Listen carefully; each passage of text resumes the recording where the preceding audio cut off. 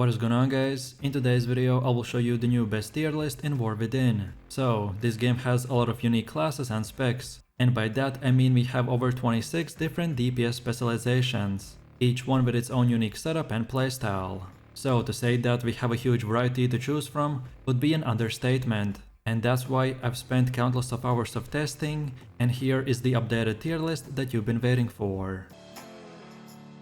So for the first and only S tier spec we have the Arcane Mage. This spec revolves around knowing your enemy, so you need to plan out your cooldowns offensively and defensively. Mages are very well equipped defensively, but lack much self-healing and rely on knowing damage patterns as they're coming. However, offensively, Arcane Mages deal heavy damage every 70 to 90 seconds. The variation here in timers are dependent on how you utilize the shifting power. This flexibility allows us to leverage fight mechanics with fewer drawbacks as many other specs.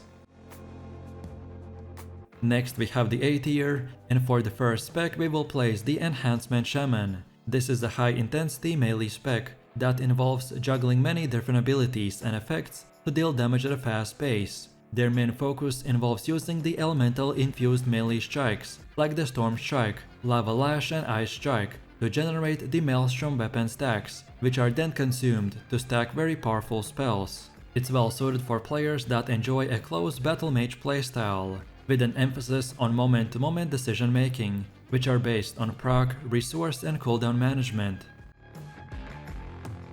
And for the last and final A tier spec we have the augmentation evoker. This is the first ranged DPS specialization, with two distinct goals in combat. So first is dealing direct damage to nearby enemies, by using the stalwart earth magic of the Black Dragonflight. And second is empowering allies through a variety of black and brown themed abilities. Augmentation Invoker has a variety of powerful tools at their disposal, from direct attacks that will destroy the ground beneath the enemies and launch them into the air, and even boosting the power of your allies at the same time. So now let's move over to the B tier, and for the first spec we have the Arms Warrior. This is a high intensity damage dealer who specializes in bleeds, proc gameplay and execute damage. This build's rotation leads off with a combination of Mortal Strike, Empower and the Rend, which is punctuated by periods of burst damage from the Colossus Smash, before ending the encounter by the way of the heavy execute. Their playstyle is very resource intensive, but it is generated quickly too, leading to spiky gameplay where the unique resource called the Rage is quickly filled and emptied in large chunks. So the trick is to spend enough to keep from overcapping, while not spending so much that you starve and are unable to fill global cooldowns. Then for the next B tier spec we have the Frost Death Knight. This is a two-hand and a dual-wielding plate DPS specialization, who focuses on physical and magical damage. The Frost DK can guarantee critical hits on his primary damage-dealing ability with the Killing Machine, then breathe ice on our enemies with the breath of the Cindergosa and Frost Worm's Fury, and then finally engulf those same enemies in a blizzard with the Remorseless Winter. This playstyle heavily focuses on cleave damage that does not cause single target damage by excelling in 3 cleaves. Next we have the Assassination Rogue, and we will place him right in the B tier. This is a dual-wielding, leather-wearing DPS specialization, which focuses on damage over time effects. His powerful nature and bleed-based damage is augmented by a full arsenal of cooldowns to further assassinate any enemies in our way. Being a damage over time based specialization does make him slower than the other rogue specs like the subtlety and the outlaw, but this small issue does not make him do less damage. Next we have the Affliction Warlock, which will be placed right in the B tier. This is a cloth-wearing DPS caster, which focuses on defeating its enemies with a large selection of damage over time abilities and nukes that benefit greatly from those overtime effects. As a warlock, Affliction has access to one of the best defensive toolkits in the game, in addition to having some of the best consistent damage spread targets, so it is very hard to match his effectiveness against any other specialization.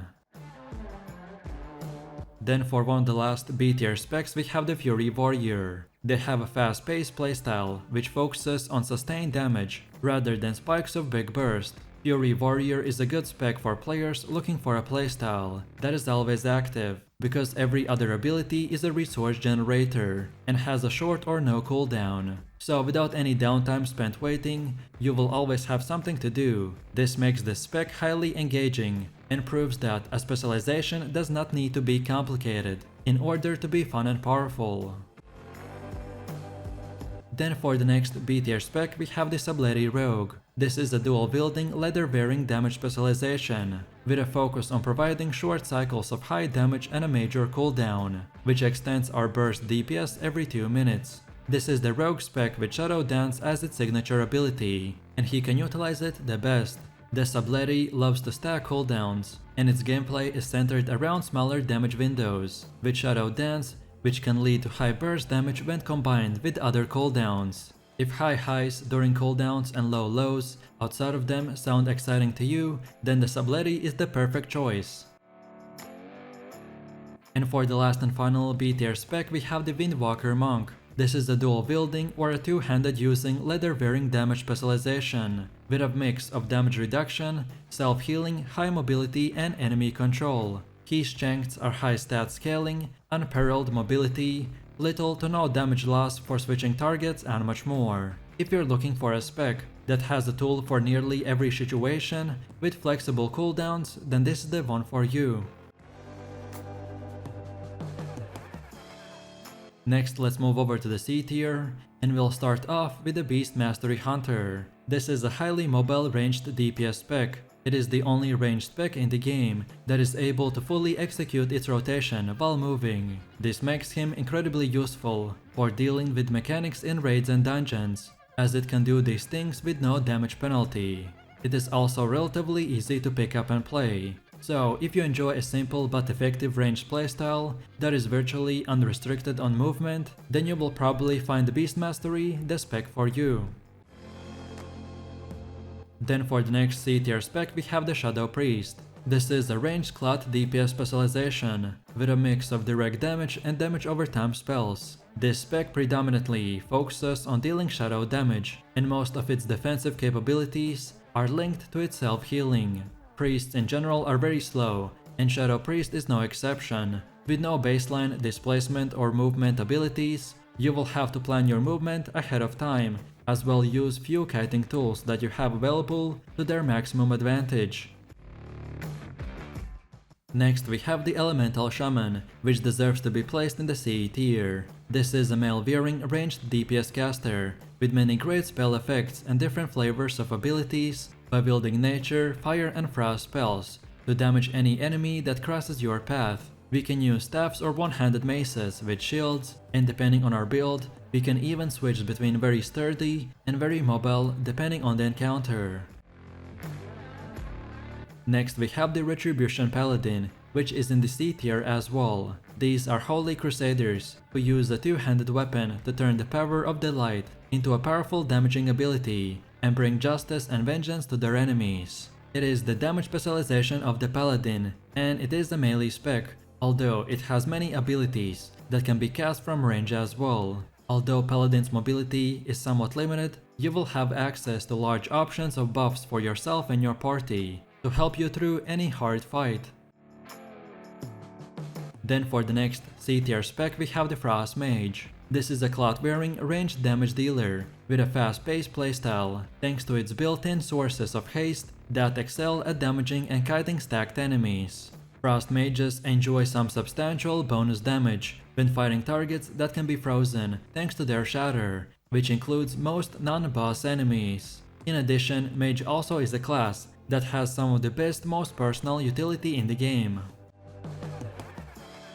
Then for the next C tier spec we have the Destruction Warlock. This always has been known as a spec that excels at dealing large hits through Chaos Bolt and very strong cleave damage. Our primary resource is the Soul Shards, which we both can generate and spend with a number of abilities in our kit. We can choose to either way spend them on the Chaos Bolt, which is a single target ability, or the Rain of Fire, which is an AoE that deals damage over time. This setup is known as the Warlock spec, that deals its damage in big hits and doesn't rely on pets. Next up we have the feral druid, which as well deserves to be in the C tier. This is a shape-shifting, DPS focused leather spec, emphasizing on building and spending combo points and energy. The spec predominantly focuses on dealing bleed damage and has decent active defensive abilities, while being relatively fragile. Feral has extreme mobility, both at baseline and with active abilities.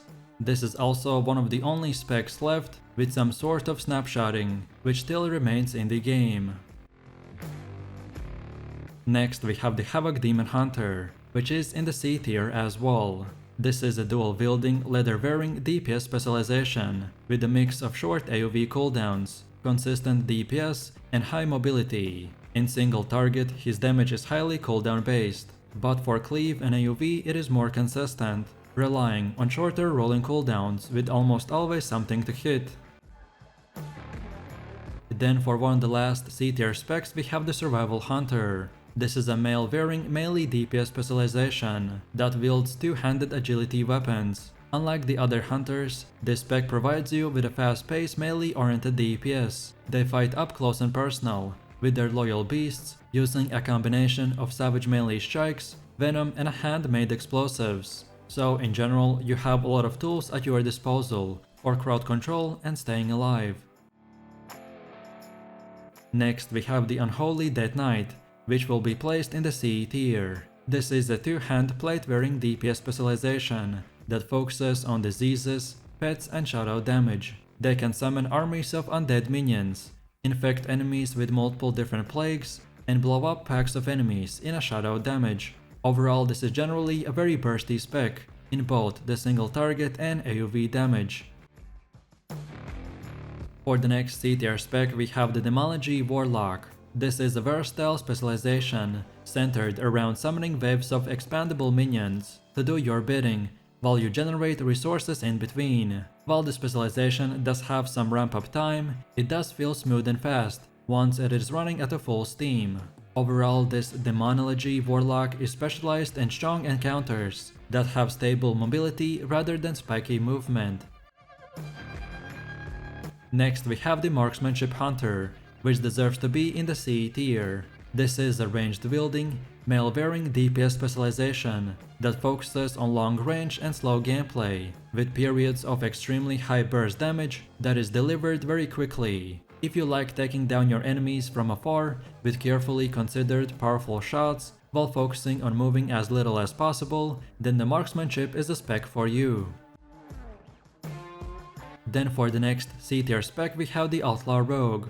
Like any other rogue spec, Outlaw uses energy to attack targets. These attacks can usually be classified as either way a builder that generates combo points or a finisher that consumes these combo points for a powerful strike. Outlaw Rogue is a very fast-paced spec where you can hit a lot of buttons for direct damage. It has the iconic Blade Fury mechanic, allowing you to do AoV damage by continuing with your standard rotation, instead of relying on AoV specific abilities and rotations. And for the last and final C tier spec we have the Balanced Druid. Their playstyle is controlling the sun and moon to do damage from range with nature and arcane spells. If you are in a Moon King form, then you get a higher state and gain bonus damage. The Balanced Druid is a spec that is good for players that enjoy a builder-spender gameplay with strong cooldowns. With it being a druid, you also have access to high amount of utility abilities that will allow for many opportunities outside of just dealing damage. So now let's move over to the last D tier, and for the first one we have the Devastation Evoker. This is a ranged DPS specialization that focuses on using attacks with the explosive power of the red dragonflight, as well as focus on overwhelming magic of the blue dragonflight to harm enemies from a distance. Devastation Evokers will use a variety of spells, including the classic Dragon Breath, that are unleashed from a mid-range. And for the last and final D tier spec we have the Fire Mage. This is a cloth-wearing caster and one of a handful of range casters that specializes on cleave rather than the spread damage over time. Fire Mage has a very high burst playstyle, as most of your damage will come during the combustion. Outside of the cooldowns, the playstyle revolves around its stable flow of generating the heating up and then the hot streak, and that's about it. So if you enjoyed this video, click like, subscribe and comment. And if you're interested in more content, then check out my channel. And I will see you in the next one. So take it easy. Peace.